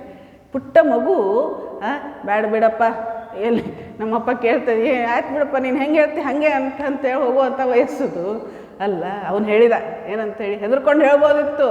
ಏನಂತೇಳಿ, ಇಲ್ಲ ಬಿಡು, ಎಲ್ಲೂ ಇಲ್ಲ ನೀನೇ ಅಂತ ಹೇಳ್ಬಿಡು. ಇಲ್ಲ, ಅವನು ಹೇಳಿದ ಏನಂತ, ಎಲ್ಲೆಲ್ಲಿಯೂ ಇದ್ದಾನೆ. ಯಾಕಂತಂದರೆ ಪ್ರಹ್ಲಾದ ಇಲ್ಲಿ ಇನ್ನೊಂದು ಅಂಶ ಏನಪ್ಪ ಅಂತಂದರೆ, ಹರಿಯ ಒಂದು ಭಕ್ತಿಗಾಗಿ ಪ್ರಹ್ಲಾದ ಏನನ್ನಾದರೂ ಅವನು ಸಹಿಸ್ಕೊಳ್ಳೋದಕ್ಕೆ ಅವನು ತಯಾರಾಗಿದ್ದ. ಮನಸ್ಸು ಯಾರು ಹೊಡಿಲಿ ಬಡಿಲಿ, ಕುದಿಯೋ ಒಂದು ಎಣ್ಣೆಯಲ್ಲಿ ಹಾಕಲಿ, ನೀರಲ್ಲಿ ಹಾಕಲಿ, ಆನೆ ಕಾಲಲ್ಲಿ ಹಾಕಲಿ, ಸಮುದ್ರದಲ್ಲಿ ತೊಗೊಂಡೋಗಿ ಎಸಿಲಿ, ಕಾಡಿನಲ್ಲಿ ಬಿಟ್ಟು ಬರಲಿ, ಎಲ್ಲೆಲ್ಲಿ ಏನು ಮಾಡಿದ್ರು ಕೂಡ ಪ್ರಹ್ಲಾದನಿಗೆ ಏನೂ ವ್ಯತ್ಯಾಸ ಆಗಲಿಲ್ಲ. ಯಾಕಂತ ಹೇಳಿದರೆ ಹರಿಯ ಒಂದು ರಕ್ಷಾ ಕವಚ ಅವನ ಸುತ್ತ ಇತ್ತು. ಅವನು ಏನು ಬಂದರೂ ಕೂಡ ಎದುರಿಸುವಂತಹ ಒಂದು ಭಕ್ತಿಯ ರಕ್ಷೆ ಆ ಪ್ರಹ್ಲಾದನ ಒಂದು ಆ ಸುತ್ತಲೂ ಇತ್ತು. ಅದರಿಂದ ಅವನು ಹೇಳಿದ ಏನು ಅಂತಂದರೆ, ಹೌದಪ್ಪ ಎಲ್ಲೆಲ್ಲಿಯೂ ಇದ್ದಾನೆ ಅಂತ ಹೇಳಿದ ಅವನು. ಆ ಮಾತಿನ ಮೊನಚನ್ನು ತಾಳಲಾರದೆ ಆತನು ದುರಾತ್ಮ ಎಲ್ಲೆಲ್ಲಿಯೂ ಇರುವುದಾದರೆ ಇದರಿಗಿರುವ ಈ ಕಂಬದಲ್ಲಿ ಅವನೇಕೆ ಕಾಣುತ್ತಿಲ್ಲ ಅಂತ ಕೇಳಿದ. ಇದ್ರ ನೀನು ಹರಿ ಇದ್ದಾನಲ್ಲ ಎಲ್ಲೆಲ್ಲಿಯೂ, ಈ ಕಂಬದಲ್ಲಿ ಯಾಕೆ ಕಾಣ್ತಾ ಇಲ್ಲ ಅಂತ ಕೇಳಿದ ಅವನು. ಅವಾಗ ಈಗ ನಾನು ನಿನ್ನ ತಲೆಯನ್ನು ಕತ್ತರಿಸಿ ಹಾಕ್ತೇನೆ, ಆ ಹರಿ ಎಂಬುವನು ಬಂದು ನಿನ್ನನ್ನು ಬಿಡಿಸಿಕೊಳ್ಳಲಿ. ಅವನು ಹೇಳಿದ, ಈಗ ನಿನ್ನನ್ನು ಕತ್ತರಿಸಿ ಹಾಕ್ತೇನೆ ನಾನು ನಿನ್ನ ತಲೆನ. ಹಾಗಿದ್ರೆ ಆ ಹರಿ ಅನ್ನೋನು ಇದ್ದ ಅಂತಂದರೆ ಅವನು ಬರಲಿ, ನೀನು ಹರಿ ಇದ್ದಾನಲ್ಲ ಅವನು ಬರಲಿ ಅಂತಂದ. ಅಷ್ಟಾಯಿತು. ಆಮೇಲೆ ಏನಪ್ಪ ಅಂತ ಬಂದು ಬಿಡಿಸ್ಕೊಳ್ಳಿ ಅಂತ ಹೇಳಿ ಹಿರಿದ ಕತ್ತಿಯೊಡನೆ ಸಿಂಹಾಸನದಿಂದ ಕೆಳಕ್ಕೆ ಹಾರಿ ಏನು ಮಾಡಿದ, ಆ ಹುಡುಗನ ಬಳಿಗೆ ಓಡಿದ. ಆಗ ಇದ್ದಕ್ಕಿದ್ದಂತೆ ಬ್ರಹ್ಮಾಂಡವೇ ಒಡೆದು ಹೋಗುವಂತಹ ಭಯಂಕರವಾದ ಶಬ್ದವಾಯಿತು. ಇನ್ನೇನು ಹಿರಣ್ಯಕಶಿಪು ಬಂದು ಪ್ರಹ್ಲಾದನ ಒಂದು ಕುತ್ತಿಗೆಯನ್ನು ಕತ್ತರಿಸಬೇಕು. ಜಿಗದು ಬಂದ ಅವನು, ಹಾರ ಬಂದ. ಯಾಕಂದ್ರೆ ಅಷ್ಟು ರಭಸ ಇತ್ತು ನೋಡ್ರಿ ಅವನಿಗೆ. ಯಾಕಂದ್ರೆ ಹರಿ ಹರಿ ಅಂತ ಇದ್ದ, ಅಷ್ಟು ರಭಸ ಇತ್ತು. ಹೇಳ್ತಾರೆ, ಭಗವಂತನನ್ನು ಪಡ್ಕೊಳ್ಳೋದಕ್ಕೆ ಬಹಳ ಒಳ್ಳೆಯವರಾಗಬೇಕಂತ, ಇಲ್ಲೋ ಬಹಳ ಕೆಟ್ಟವರಾಗಬೇಕು, ಇಲ್ಲೋ ಅವನು ವೈರಿ ಆಗಬೇಕು, ಇಲ್ಲೋ ಅವನು ಮಿತ್ರ ಆಗಬೇಕು. ಹೌದು, ಇಬ್ಬರಿಗೂ ದರ್ಶನ ಆಗ್ತದೆ. ಈ ಮಧ್ಯದಲ್ಲಿದ್ದವ್ರಿಗೆ ಸ್ವಲ್ಪ ಕಷ್ಟ ಆಗ್ತದೆ. ಈ ಕಡೆ ವೈರಿನೂ ಅಲ್ಲ, ಈ ಕಡೆ ಮಿತ್ರನೂ ಅಲ್ಲ, ಹಂಗಾಗ್ಬಿಡ್ತದೆ. ಇವನು ವೈರಿ ಇದ್ದ, ಜಿಗದು ಬಂದ. ಇವನು ಜಿಗದ ಆ ಹುಡುಗನ ಕಡೆ ಬಂದ ತಕ್ಷಣವೇ ಇನ್ನೇನು ಅವನು ಏನೋ ಈ ಕುತ್ತಿಗೆಯನ್ನು ಕತ್ತರಿಸ್ಬೇಕು. ಅಷ್ಟರಲ್ಲಿ ಏನಾಗ್ಬಿಡ್ತು, ಬ್ರಹ್ಮಾಂಡವೇ ಒಡೆದು ಹೋಗುವಂಥ ಭಯಂಕರವಾದ ಒಂದು ಶಬ್ದ ಆಯಿತು. ಮಹಾಪರಾಕ್ರಮಿಯಾದ ಹಿರಣ್ಯಕಶಿಪು ಸಹ ಆ ಶಬ್ದವನ್ನು ಕೇಳಿ ನಿಟ್ಟು ಬಿದ್ದ. ಎಂಥ ಶಬ್ದ ಅದು! ಅದರಿಂದ ಏನಾಯಿತು, ಎಲ್ಲ ಗಡಗಡ ಅನ್ನೋದಕ್ಕೆ ಪ್ರಾರಂಭ. ಹಿರಣ್ಯಕಶಿಪು ನಿಂತು ಬಿಟ್ಟ, ಏನಪ್ಪ ಇದು ಅಂತ ಹೇಳಿ. ಸಭೆಯಲ್ಲಿದ್ದ ದಾನವರೆಲ್ಲ ಗಡಗಡ ನಡುಗಿದರು. ಹೇಗಿದ್ದವರು ಹಾಗೇ ಕಣ್ಣು ಬಾಯಿಗಳನ್ನು ಬಿಟ್ಟುಕೊಂಡು ಗಡಗಡ ನಡುಗಿದರು. ಹೇಗಿದ್ದವರು ಹಾಗೇ ಕಣ್ಣು ಬಾಯಿಗಳನ್ನು ಬಿಟ್ಟುಕೊಂಡ್ರು. ಎಲ್ಲರೂ ಚಿತ್ರದ ಪ್ರತಿಮೆಗಳಂತಾದರು. ಏನಿದ್ದು ಎಲ್ಲ ಸ್ತಂಭೀಭೂತರು. ಭಗವಂತ ಬಂದ. ಅದಕ್ಕೆ ನೋಡುತ್ತಿದ್ದಂತೆಯೇ ಸಭೆಯಲ್ಲಿದ್ದ ಕಂಬ ಇಬ್ಬಾಗವಾಯಿತು. ಇದ್ದಾನೇನೋ ನೀನು ಹರಿ ಅಂತ ಕೇಳಿದ್ದಲ್ಲ ಹಿರಣ್ಯಕಶಿಪು, ಈ ಕಂಬದಲ್ಲಿದ್ದಾನೇನೋ, ಹೌದಿದ್ದಾನೆ ಅಂಥೇಳಿ ಉತ್ತರ ಕೊಟ್ಟಂತಹ ಮಗುವಿನ ಆ ಭಕ್ತಿಯನ್ನು, ಆ ಶ್ರದ್ಧೆಯನ್ನು ಉಳಿಸ್ಕೊಳ್ಬೇಕಲ್ಲ ಭಗವಂತ. ಹೌದೋ ಇಲ್ವೋ? ಈಗೇನಾಯಿತು, ಎದುರುಗಡೆ ಇದ್ದಂಥ ಕಂಬ ಇಬ್ಬಾಗ ಆಯಿತು, ಎರಡು ಭಾಗ ಆಗಿಬಿಡ್ತದೆ. ಹೌದು. ಆದಮೇಲೆ ಏನಾಯಿತು, ಶ್ರೀಹರಿಯು ನರಸಿಂಹ ಅವತಾರದಿಂದ ಅಲ್ಲಿ ಗೋಚರಿಸಿದ. ಬಹಳ ಉಗ್ರ ಅವತಾರ ನರಸಿಂಹ ಅವತಾರ ಶ್ರೀಹರಿದು. ನೋಡ್ರಿ, ವರ ನೆನಪಿಸ್ಕೊಳ್ರಿ. ಏನೋ ಮಾನವನೂ ಅಲ್ಲ, ಪ್ರಾಣಿಯೂ ಅಲ್ಲ. ಮುಖ ಪ್ರಾಣಿದು, ಕಾಲು ಕೈಕಾಲೆಲ್ಲ ಮಾನವದು, ಆ ಉಗುರುಗಳು ಪ್ರಾಣಿದು. ಹೌದು. ಹಗಲೂ ಅಲ್ಲ, ರಾತ್ರಿಯೂ ಅಲ್ಲ ಈ ಸಮಯ. ಹೌದು. ಒಳಗೂ ಅಲ್ಲ, ಹೊರಗೂ ಅಲ್ಲ, ಹೊಚ್ಚಲು ಮೇಲೆಯೂ ಅಲ್ಲ, ಕೆಳಗೂ ಅಲ್ಲ, ಭೂಮಿ ಮೇಲೆಯೂ ಅಲ್ಲ, ಅಂತರಿಕ್ಷದ ಮೇಲೆಯೂ ಅಲ್ಲ. ಎಲ್ಲಿಟ್ಕೊಂಡ? ತೊಡೆ ಮೇಲೆ ಇಟ್ಕೊಂಡ. ಹೌದು. ಯಾವ ಆಯುಧಗಳೂ ಅಲ್ಲ, ಬಗದ. ಹೌದು. ಉಗುರುಗಳಿಂದ. ಉಗುರ ಯಾವ ಆಯುಧ? ಉಗುರುಗಳಿಂದ ಬಗದ. ಹೌದು. ಆಮೇಲೆ ದಾನವನೂ ಅಲ್ಲ, ಆಮೇಲೆ ದೇವತೆಯೂ ಅಲ್ಲ. ಹೌದು.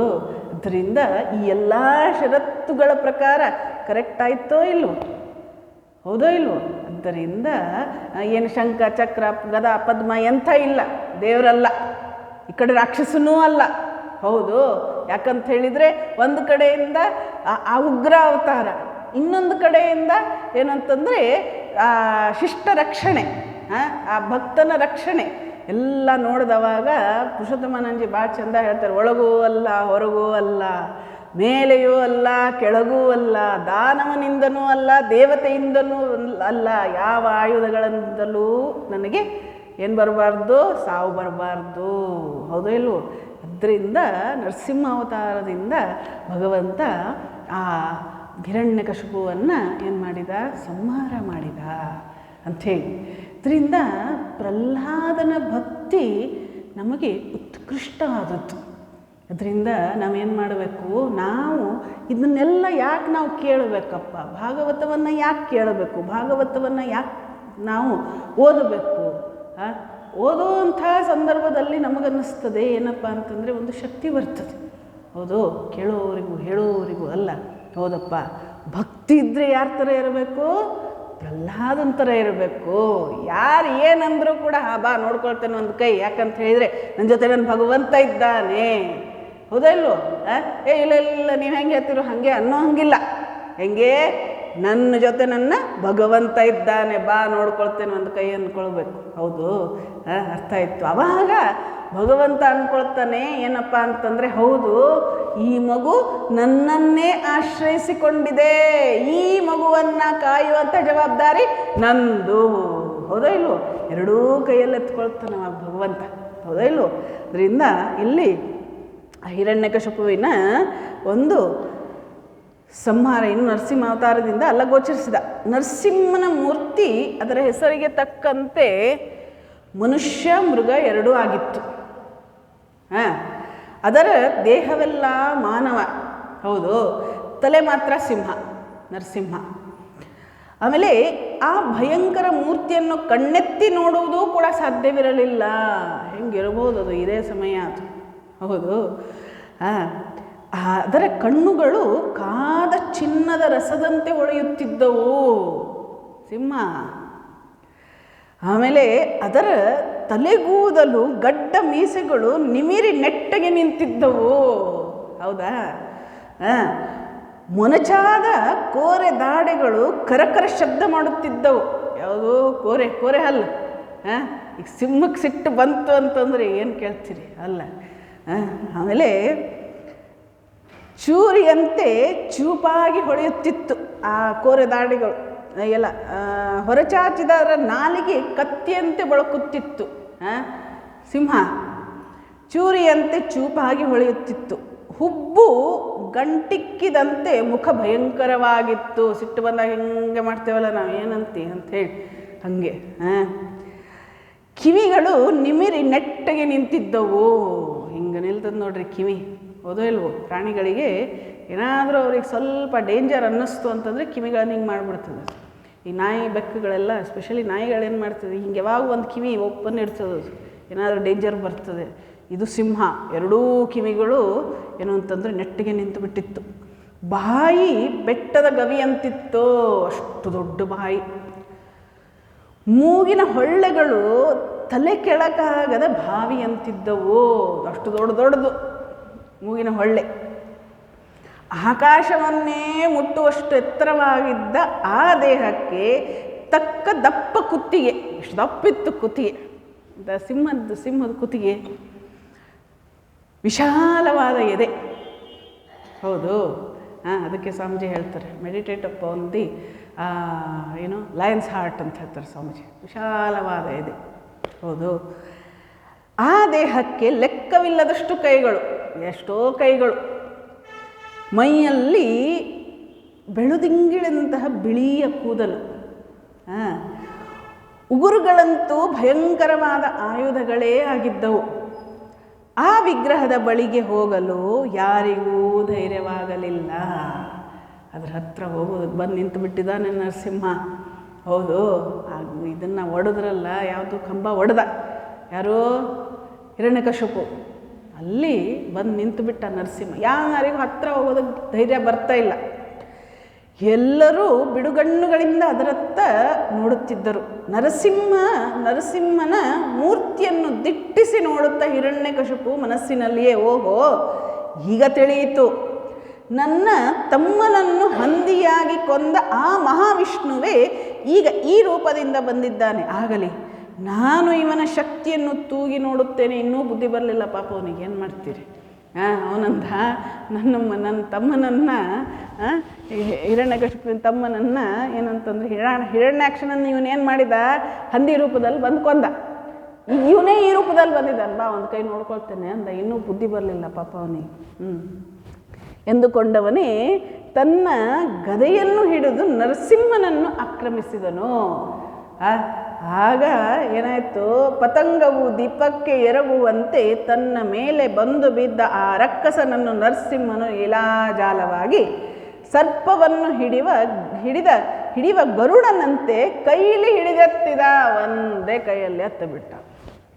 ನರಸಿಂಹನಿಗೇನು ಅಲ್ಲ, ಒಂದು ಇರುವೆ ಎತ್ತದಂಗೆ ಅವನು.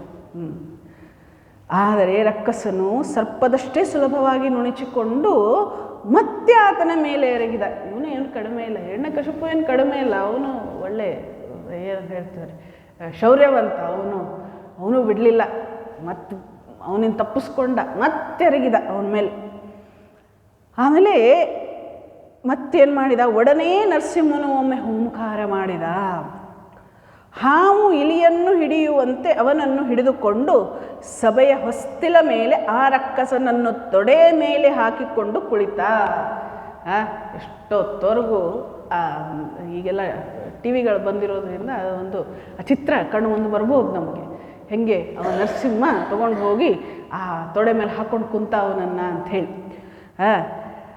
ಆಮೇಲೆ ಅನಂತರ ತನ್ನ ಹರಿತವಾದ ಉಗುರಗಳಿಂದಲೇ ಅವನ ಎದೆಯನ್ನು ಸೀಳಿ ಹೊಟ್ಟೆಯನ್ನು ಬಗೆದು ಅವನ ಕರುಳುಗಳನ್ನು ಮಾಲೆಯಾಗಿ ಕೊರಳಲ್ಲಿ ಧರಿಸಿದನು. ಸೀಳಿದ ಆ ಕರುಳುಗಳನ್ನೇನು ಮಾಡಿದ, ಮಾಲೆಯಾಗಿ ಧರಿಸಿದ. ಮದ್ದಾನೆಯನ್ನು ಮಡುಹಿದ ಸಿಂಹದ ಮೇಲೆ ನರಿಗಳು ಯುದ್ಧ ಹೂಡುವಂತೆ ಹಿರಣ್ಯಕಶಿಪುವಿನ ಅನುಯಾಯಿಗಳು ನರಸಿಂಹನನ್ನು ಕೆಣಕ ಹೊರಡಲು ಭಯಂಕರನಾದ ಆ ಸ್ವಾಮಿಯು ತೊಡೆಯ ಮೇಲಿದ್ದ ಹೆಣವನ್ನು ಅತ್ತ ಬಿಸುಟು ಅವರನ್ನೆಲ್ಲ ಕ್ಷಣ ಮಾತ್ರದಲ್ಲಿ ಬಡಿದು ಹಾಕಿದನು. ಹೀಗೆ ರಕ್ಕಸರನ್ನೆಲ್ಲ ಸವರಿ ಹಾಕಿದ ಮೇಲೆ ಆತನು ಹಿರಣ್ಯಕಶಿಪುವಿನ ಸಿಂಹಾಸನವನ್ನೇರಿ ಕೆಕ್ಕರು ಗಣ್ಣಿನಿಂದ ಸುತ್ತಲೂ ನೋಡುತ್ತಾ ಕುಳಿತನು. ಆ ಒಂದು ಏನೋ ಆವೇಶ ಬಂದು ಬಿಟ್ಟಿದೆ ಭಗವಂತನಿಗೆ. ಅದಕ್ಕೆ ಇದು ಬಹುಶಃ ಬಹಳಷ್ಟು ಸಿಟ್ಟಿಂದಂತಂದರೆ ಕ್ರೂರ ಅವತಾರ ಅಂತಂದರೆ ಇದು ಅಂತ ರೌದ್ರಾವತಾರ, ರೌದ್ರಾವತಾರ ಎಲ್ಲ ಕಡೆಗೆ ನೋಡೋದಕ್ಕೆ ಪ್ರಾರಂಭ ಮಾಡಿದ ನರಸಿಂಹ. ಆತನ ವಿಜಯದಿಂದ ಸಂತೋಷಗೊಂಡ ದೇವತೆಗಳು ಆತನ ಮೇಲೆ ಹೂಮಳೆಯನ್ನು ಕರೆಕರೆದರು. ಗಂಧರ್ವರು ಗಾನವನ್ನು ಮಾಡಿದರು. ಹೌದು, ಅಪ್ಸರೆಯರು ನರ್ತನ ಮಾಡಿದರು. ದೇವಲೋಕದಲ್ಲಿ ಮಂಗಳವಾದ್ಯಗಳು ಭೋಗರದವು. 3 ಲೋಕವು ನರಸಿಂಹ ಸ್ವಾಮಿಯನ್ನು ಸ್ತೋತ್ರ ಮಾಡುತ್ತಾ ಆನಂದದಿಂದ ನಲಿಯಿತು. ಹಿರಣ್ಯಕಶಿಪುವನ್ನು ಕೊಂದ ಮೇಲೆಯೂ ನರಸಿಂಹಸ್ವಾಮಿಯ ಕೋಪ ಶಾಂತವಾಗಲಿಲ್ಲ. ಕಾಳಿದು ಹಾಗೆ ಆಗ್ತದೆ. ಕಾಳಿ ಆ ರಕ್ತಬೀಜ ರಾಕ್ಷಸರನ್ನು ಸಂಹಾರ ಮಾಡಿದ್ಮೇಲೆ ರಕ್ತಬೀಜಾಸುರ ಅಂತ ಹೇಳಿ ಬರ್ತಾನೆ. ಅದಕ್ಕೇನು ಮಾಡ್ತಾರೆ, ಕಾಳಿ ಅವತಾರ ತಾಳ್ತಾಳೆ ತಾಯಿ. ಕಾಳಿ ಅವತಾರ ತಾಳದಂಥ ಸಂದರ್ಭದಲ್ಲಿ ಆ ರಕ್ತ ಬೀಜಾಸುರನ ಒಂದು ವಿಶೇಷತೆ ಏನಪ್ಪ ಅಂತಂದರೆ, 1 ಹನಿ ರಕ್ತ ಬಿತ್ತು ಅಂತ 1000 ಜನ ರಾಕ್ಷಸರು ಹುಟ್ಟುಬಿಡ್ತಾರೆ. ಅವಳು ಏನು ಮಾಡಿಬಿಟ್ಲು, ತನ್ನ ನಾಲಿಗೆಯನ್ನು ಚಾಚಿಬಿಟ್ಲು ಕಾಳಿ. ಆ ನಾಲಿಗೆ ಮೇಲೆ ರಕ್ತ ಬಿತ್ತು, ಅದನ್ನೆಲ್ಲ ಸ್ವೀಕರಿಸಿಲ್ಲ. ಅದು ಶಾಂತ ಆಗಲಿಲ್ಲ ಅವಳು. ಇನ್ನೂ ನನಗೆ ರಕ್ತ ಬೇಕು ಬೇಕು ಬೇಕು ಅಂತ ದಾಹ. ಅವಾಗೇನಾಯಿತು, ಇಡೀ ಬ್ರಹ್ಮಾಂಡ ತತ್ತರಿಸೋಗ್ಬಿಡ್ತು ಅವಳ ಒಂದು ಆ ದಾಹದಿಂದ. ಅದಕ್ಕೇನಾಯಿತು, ಕಡೆಗೆ ಶಿವನೇ ಏನು ಮಾಡ್ತಾನೆ, ಕಾಳಿ ಬರುವಂಥ ಒಂದು ದಾರಿಯಲ್ಲಿ ಮಲಗಿಬಿಡ್ತಾನೆ. ಅವಾಗ ಅವಳು ಏನು ಮಾಡಿಬಿಡ್ತಾಳೆ, ಪತಿ ಶಿವ ಪಾರ್ವತಿಯ ಪತಿ, ಕಾಳಿ ಪಾರ್ವತಿ ಅವತಾರ. ಅದಕ್ಕೇನು ಮಾಡ್ತಾಳೆ ಅವಳು, ಶಿವನ ಮೇಲೆ ಕಾಲಿಡೋದಿಲ್ಲ, ಇಟ್ಟಂಗೆ ತೋರಿಸ್ತಾಳೆ ಅಷ್ಟೇ, ಇಡೋದಕ್ಕೆ ಹೋಗಿರ್ತಾಳೆ. ಅದ್ರ ಪತಿಯ ಮೇಲೆ ಕಾಲು ಇಡಬಾರ್ದಲ್ಲ ಅಂಥೇಳಿ ಅಷ್ಟಕ್ಕೆ ನಿಂತು ಬಿಡ್ತಾಳೆ. ಅದಕ್ಕೆ ಅವಳು ಆವಾಗಲೇ ಶಾಂತ ಆಗ್ತಾಳೆ ಅಂತ ಹೇಳಿ ಬರ್ತದೆ. ಇಲ್ಲಿ ನರಸಿಂಹದೇವರು ಇನ್ನೂ ಶಾಂತ ಆಗಲಿಲ್ಲ. ಅದರಿಂದ ಬ್ರಹ್ಮ ರುದ್ರ ಮೊದಲಾದ ದೇವತೆಗಳೆಲ್ಲರೂ ಆತನನ್ನು ಪ್ರಶಾಂತನನ್ನಾಗಿ ಮಾಡಲು ಉಪಾಯವೇನೆಂದು ಆಲೋಚಿಸಿ ಲೋಕಮಾತೆಯಾದ ಲಕ್ಷ್ಮೀದೇವಿಯನ್ನು ಆ ಕೆಲಸಕ್ಕಾಗಿ ನೇಮಿಸಿದರು. ತಾಯಿ ಕಡೆಗೆ ಹೋಗ್ಬೇಕು ಕಡೆಗೆ. ಆವಾಗ ನರಸಿಂಹನ ಭಯಂಕರ ಮೂರ್ತಿಯನ್ನು ಕಂಡು ಆಕೆಗೆ ಗಾಬರಿಯಾಯಿತು. ಯಾವಾಗೂ ನೋಡಿಲ್ಲ ಚಂದ ನಾರಾಯಣ ನೋಡೋದಕ್ಕೆ. ಹೌದು, ಆ ನಾರಾಯಣ ಎಲ್ಲಿ, ಈ ನಾರಾಯಣ ಎಲ್ಲಿ, ಹೌದೋ ಇಲ್ಲ, ಅವಳಿಗೆ ಗಾಬರಿ ಆಗಿಬಿಡುತ್ತೆ. ಯಾರಿಗೆ, ಲಕ್ಷ್ಮೀದೇವಿ. ಆಮೇಲೆ ಆಗ ಬ್ರಹ್ಮನು ಪ್ರಹ್ಲಾದನನ್ನು ಕುರಿತು, ಮಗು, ನಿನ್ನ ತಂದೆಯ ಮೇಲೆ ಹುಟ್ಟಿದ ಕೋಪ ಈ ಸ್ವಾಮಿಯಲ್ಲಿ ಇನ್ನೂ ಆರಿಲ್ಲ. ಹೌದು, ಆತನ ಹತ್ತಿರಕ್ಕೆ ಹೋಗಲು ಎಲ್ಲರೂ ಹೆದರುತ್ತಾರೆ. ಆತನನ್ನು ಸಮಾಧಾನಪಡಿಸಲು ನಿನಗೆ ಮಾತ್ರ ಸಾಧ್ಯ. ಆ ಮಗು ಹೇಳಿದರು. ಲಕ್ಷ್ಮಿಯು ಹೆದರ್ಬಿಟ್ಲು, ನನಗಾಗೋದಿಲ್ಲಪ್ಪ ಅಂತಂದ್ಲು. ಅದಕ್ಕೆ ಎಲ್ಲರೂ ಹೇಳಿದರು, ಮಗು ಪ್ರಹ್ಲಾದ, ಇನ್ನು ನಿನಗೆ ಸಾಧ್ಯ ಇದು, ನೀನೇ ಅವನ ಹತ್ರ ಹೋಗಬೇಕು, ನೀನೇ ಸಮಾಧಾನ ಪಡಿಸ್ಬೇಕು ಅವನನ್ನು ಅಂಥೇಳಿ. ಅದರಿಂದ ಮಹಾನುಭಾವನಾದ ಆ ಹುಡುಗ ಅಪ್ಪಣೆ ಎಂದು ಹೇಳಿ ಮೆಲ್ಲನೆ ನರಸಿಂಹಸ್ವಾಮಿಯ ಬಳಿಗೆ ಹೋಗಿ ಹೇಳ್ತಾನೆ, ಆತನ ಪಾದಗಳನ್ನು ಹಿಡಿದು ಅಡ್ಡ ಬಿದ್ದನು. ನೋಡ್ರಿ ಎಷ್ಟು ಜಾಣಿದ್ ನಾನು, ಹೌದೋ ಇಲ್ಲೋ, ಹೆದರಲಿಲ್ಲ ಅವನು. ನಂಗೆ ಆಗೋದಿಲ್ಲ ಅನ್ನಲಿಲ್ಲ. ಏನು ಮಾಡಿದ? ಧೈರ್ಯದಿಂದ ಹೋದ. ಯಾಕೆ ಧೈರ್ಯ ಇತ್ತು ಹೇಳ್ರಿ ಅವನಿಗೆ? ಅವನು ಬೇರೆ ಯಾರೂ ಅಲ್ಲ, ನನ್ನ ಸ್ವಾಮಿ ಶ್ರೀಹರಿ ಅಂಥೇಳಿ ಅಲ್ಲ. ಹೋಗಿ ಅವನಿಗೆ ಅಡ್ಡ ಬಿದ್ದ.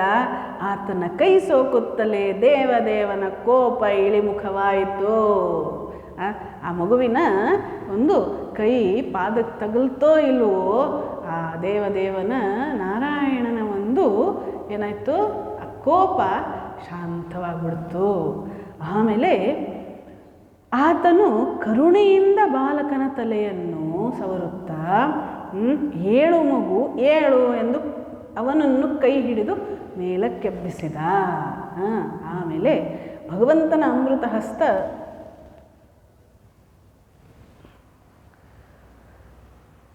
ತನ್ನ ಮೈಗೆ ತಾಕುತ್ತಲೇ ಪ್ರಹ್ಲಾದನಿಗೆ ರೋಮಾಂಚನವಾಯಿತು.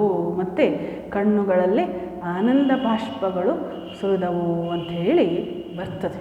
ಇನ್ನು ಮುಂದೆ ಸ್ವಲ್ಪ ಎಕ್ಸ್ಪ್ಲನೇಷನ್ ಇದೆ, ಅದನ್ನು ಇನ್ನು ಮುಂದಿನ ವಾರನೂ ಆಗೋದಿಲ್ಲ, ಅದ್ರ ಮುಂದಿನ ವಾರನೂ ಆಗೋದಿಲ್ಲ. ಇನ್ನು ನವರಾತ್ರಿ ಮುಗಿದ ಮೇಲೆ ಶ್ರೀಮತಿ ಕೃಪೆಯಿಂದ, ಶ್ರೀಹರಿಯ ಕೃಪೆಯಿಂದ ಮುಂದುವರಿಸೋಣ.